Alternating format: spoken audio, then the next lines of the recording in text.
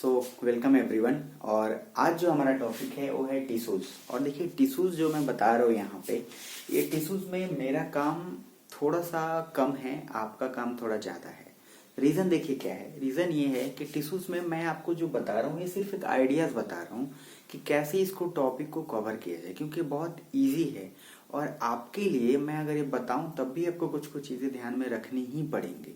मतलब कुछ चीज़ें ऐसी होती हैं कि जैसे मैंने समझाया, मान लीजिए कहानी, वो आपको समझ में आ गया। बट यहाँ पे क्या है, कहानी से कहीं ज़्यादा इम्पोर्टेंट ये है कि आपको मान लो अगर मैंने बोला है कि लेटरल क्या है, तो लेटरल का बेसिक थोड़ा आपको एग्जैक्ट पता होने के बावजूद भी थोड़ा डिफाइन करना ही पड़ेगा। टाइप्स अगर नहीं मैं बोल दूँ टाइप्स ये, फिर भी आपको टाइप्स याद करना ही पड़ेगा। तो यहाँ पे सिंपल आपको ये ध्यान में रखना है कि मैं पहले टॉपिक को सेग्रीगेट कर दिया हूं ताकि आपके लिए एकदम इजी हो जाएगा। ठीक है, बिना टाइम वेस्ट किए। टिश्यूज आपको ऑलरेडी पता है, कॉम्बिनेशन ऑफ सेल्स टिश्यूज को फॉर्म करते हैं, टिश्यूज बनता है जब बहुत सारे सेल्स मिल जाते हैं। तो अब यहाँ पे क्या है, कैसे चैप्टर को आपको डिस्क्राइब करना है, कैसे समझना है, समझिए। इसमें दो तरीके के टिश्यूज हैं, जैसे एक प्लांट्स टिश्यूज के बारे में है और दूसरा एनिमल्स के टिश्यूज के बारे में है। ठीक है, दोनों डिफरेंट फंक्शंस करते हैं। प्लांट्स टिश्यूज में मेरिस्टेमेटिक और परमानेंट दो टिश्यूज इसके अंदर है। परमानेंट के अंदर एक सिंपल परमानेंट है, एक कॉम्प्लेक्स परमानेंट टिश्यूज है। ये दो टाइप हो गए। और मेरिस्टेमेटिक के तीन होते हैं, एक होते हैं एपिकल, लैटरल एंड इंटरकैलरी। ठीक है, ये है आपका एपिकल APICAL, ये है लैटरल LATRAL, ये है इंटरकैलरी INTERCALRY। ठीक है ना। अब इनके फंक्शंस हो गए। तो ये और यहाँ एनिमल्स टिश्यूज के बस यही टाइप्स हैं, दैट इज एपिथेलियल, उसके बाद आपका मस्कुलर, देन आपका connective tissue, then nervous tissue.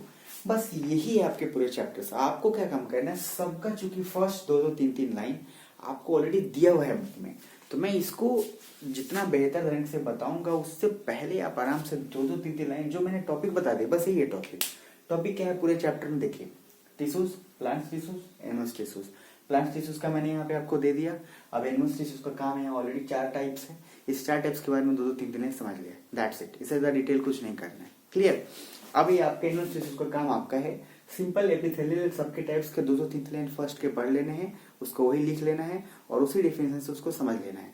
बाहर का आउटर सेल, ये मैं आपको काम दे रहा हूँ और इजी है, ज्यादा टाइम आपको बिल्कुल नहीं लगेगा और ये लिखते लिखते आपका काम भी हो जाएगा। रीजन ये है, ठीक है।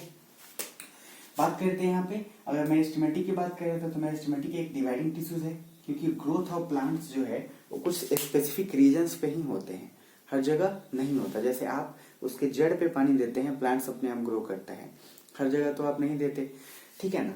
अगर हर जगह देते भी हैं तो उससे कुछ खास फायदा प्लांट्स को नहीं है, क्योंकि उसको रूट्स को मिलेगा तो अपने आप वो ग्रोथ करेगा। तो प्लांट्स का ग्रोथ हमेशा एक सर्टेन स्पेसिफिक रीजन्स में होता है।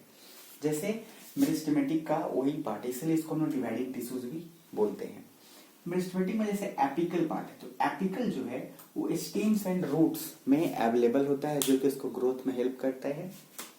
लेटरल जो है द गर्थ ऑफ स्टेम जो इंक्रीज होता है वो लेटरल की वजह से होता है, मतलब उसको फिर आगे फर्दर सपोर्ट करने में हेल्प करता है।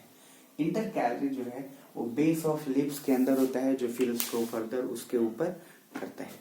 ये एक बस नॉर्मल मैंने आपको बताया रफ आइडिया, बात बाकी सबके बारे में दो दो तीन तीन आपको करके काम इसको खत्म करना है। इसमें ज्यादा टाइम बिल्कुल नहीं देना है, इसलिए क्योंकि सबका आपका चैप्टर का एकदम क्लियर कट है, कोई इसमें कॉम्प्लेक्सिटी नहीं है इस चैप्टर में। बस देखिए प्लांट टिश्यूज का मैंने इतना तक आपको बता दिया, आपको कॉम्प्लेक्स परमानेंट टिश्यूज को एक बार देख लेना है क्या है, दैट्स इट।